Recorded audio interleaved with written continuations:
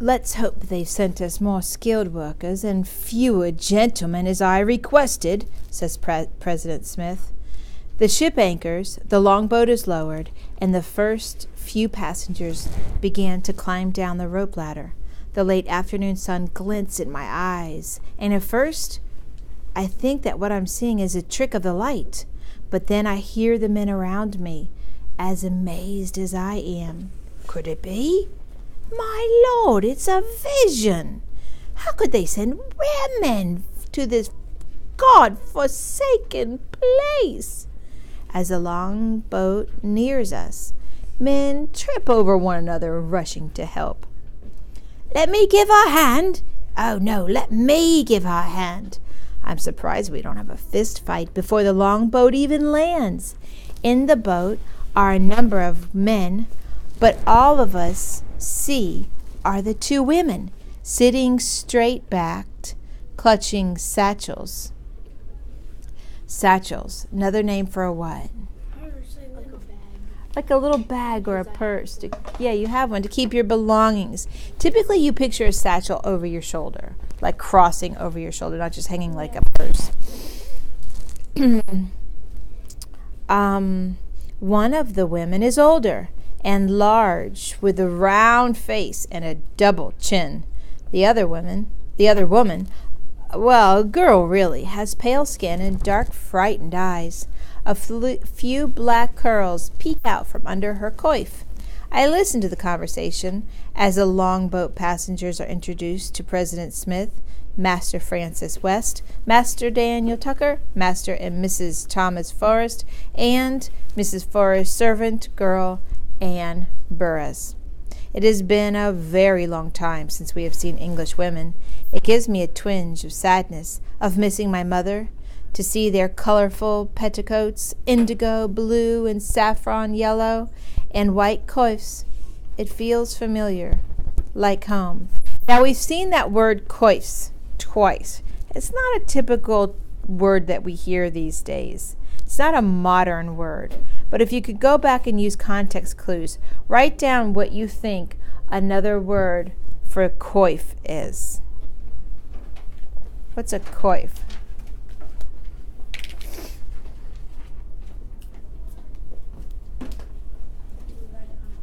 Yes, please. Write it on your board. What's a coif? You're close, but petticoats are the fancy dresses. And it says a few black curls peek out from under her coif. Okay, could be a shirt, but they talk about petticoats. And they talked about the colors of the petticoats. And petticoats are like long dresses, long coats. So what would be, good, Kendall. Yes, and I thought you were getting ready, because it looked like you were getting ready to write a B. So coifs are like bonnets. It's another word, and it's not a modern word, so I wouldn't typically expect you to, and it's even kind of hard for me to say coif. So what is a coif? A bonnet. It keeps your hair in place and keeps your hair covered. And they're sort of old-fashioned. Miss Amber squints her eyes, scowls, and ignores the men who are jostling one another to have a chance to carry her satchel. She holds tight to that satchel and turns back to them. I feel sorry for her, being the center of attention like that when she obviously doesn't want to be. Namatak is on the next longboat trip to shore. I'm surprised to see that he is wearing a linen shirt. But England did not change him too much. His hair is still shaved close on one side and long on the other, and his eyes are still bright.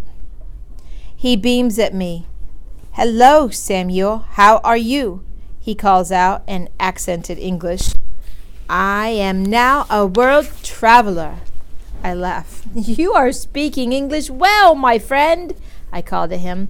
I realize that his months away, with no one to speak Algonquin with, he has had plenty of time to learn the English language, much more than a few words and phrases Reverend Hunt taught him before he left. "Namantak, where is your stick? Did you make lots of notches in it?" What did the notches mean, boys and girls? Every time he saw a person, he was going to Put a notch in the stick, right?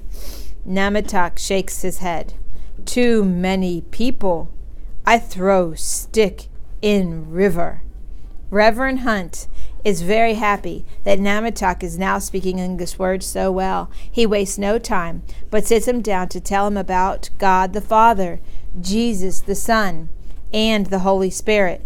And now he must bring the message of salvation to the other Powhatans. Namatak nods enthusiastically. Yes, yes, I learn of your gods in England, and I tell them of my gods.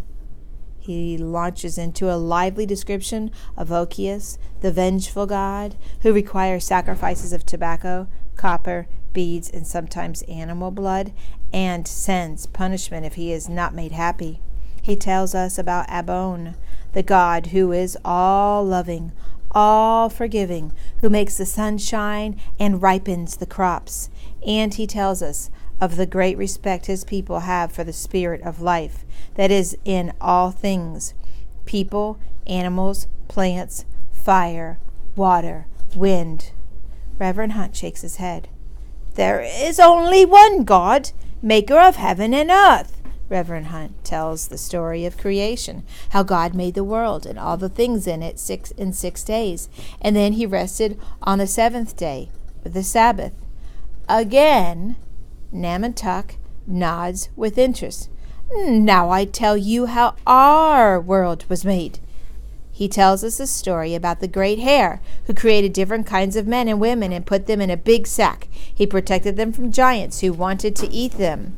The great hare filled the rivers with fish and put deer upon the land. And then he took the men and women out of the sack and put them in different places on earth to live. I enjoy Namatak's story, but I can see that Reverend Hunt is becoming discouraged. Namatak does not understand that he is to give up his gods and his stories and take the word of God from the Bible back to his people.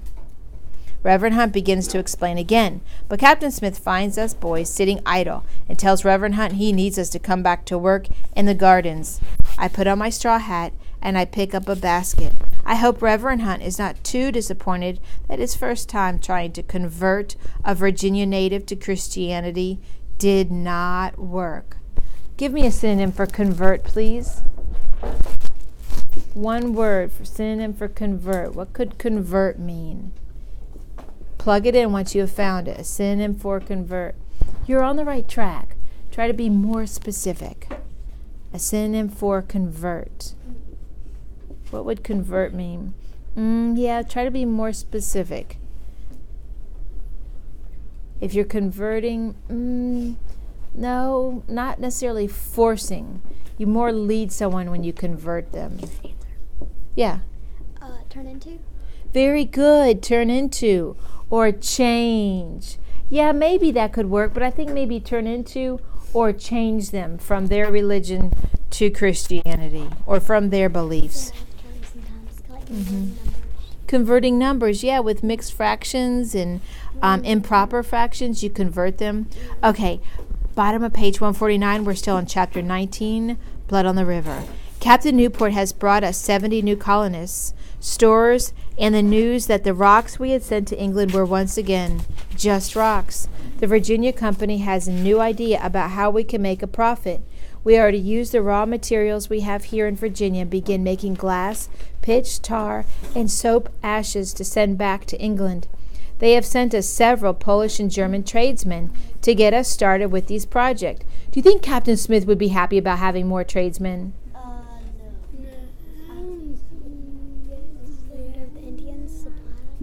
What are tradesmen?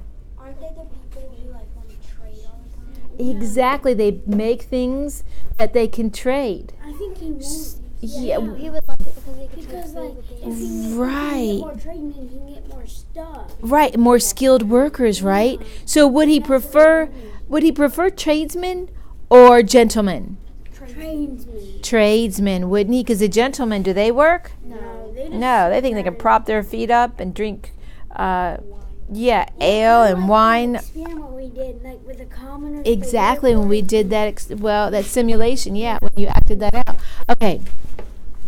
They have already begun to build a glass house and a little way from our fort with a large furnace for glass making.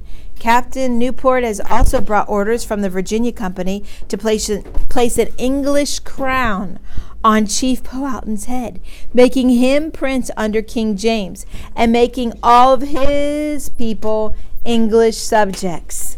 My mind reels when I hear this. Chief Powhatan thinks we are his subjects, and now they want to make Powhatan's people English subjects? The whole thing tangles my brains in knots. If the thought of Chief Powhatan subjects would be distasteful to the gentleman, then I imagine that becoming subjects of King James would be just as disdainful to the Powhatan people, especially after they hear Namatok's report of King James, whom he met while he was in London. Oh, Chief Powhatan is much better than your king, Namatok says. Oh, he's speaking in Algonquin so that the gentleman will not hear his assessment of our exalted king. So he doesn't want to disrespect it in front of the men, but he knows that his chief is better. Your king is short, weak man. Our chief is tall and very strong. Your king has no hair and no teeth, just round belly from eating too much. How can such a man be king? A look of disgust crosses Namatok's face as he is not quite sure how to tell me his next point. And he stinks. Does he not bathe? And he drinks wine until he can no longer speak or stand. I have heard these stories about our King James. It is well known that king's doctors have warned them that bathing causes the plague, so they take this advice to heart. He almost never bathes, yet Englishmen still honor him. He is, after all, our king. Namatok feels no such obligation. The natives bathe quite often, even in cold weather. They have no fear of the English plague. Only disdain for English stink. Our Chief Powhatan is a true king, says Namatok. He is powerful and honorable. I am about to have my first chance to meet the great Chief Powhatan. Captain Smith is taking me and Namatok, along with 3 other men, overland to Werowocomoco. We will bring an invitation to Chief Powhatan to come to Jamestown to receive gifts from King James and to be crowned. Captain Smith is angry at the whole plan, very angry. Make an emperor into a prince? Ask an emperor to travel to receive gifts? I assure you this will not sit well with Chief Powhatan. He is the king here, in his own country. What right does King James have, from across an ocean, to make him his subject? Power is like weights in a balance. No one gains power without someone else losing power, and Chief Powhatan does not want to lose any power of his own. It has been a long, hard road to peace with Chief Powhatan, but if he understands what this coronation means, it may well be the end of our peace. Captain Newport refuses to budge. He is bound to carry out the orders from the Virginia Company, and so Captain Smith prepares for our journey to Werowocomoco. In the meantime, Miss Ann Barris is making quite an impression at Jamestown. She's almost always busy taking care of Mrs. Forrest, a very plump gentlewoman who hasn't figured out yet that life in Jamestown will be a lot harder than life in England. Give me a guess. Write down an age. How old do you think Miss Ann Barris is from the way they're describing her? Write it down. How old do you think she is? Quickly. Write down an age for Miss Ann Barris, the servant girl. Just write down quick, fast. You're not going to get struck by lightning if you're wrong. 22. Okay, give me another age. How old do you think she is? 11. 12. 13. Okay, good guesses. Jamestown will be a lot harder than life in England. She is constantly making demands on Anne. Heat some water, wash these clothes, get supper on the table. Mrs. Forrest insists on having her meals in her cabin with her husband instead of eating from the communal pot with the rest of us. During the rare moments Anne is not busy, she is every unmarried man in the colony trying to get her attention. Even Nathaniel, who is 16 by now, makes a fool of himself, strutting around in his armor, making a show of his musket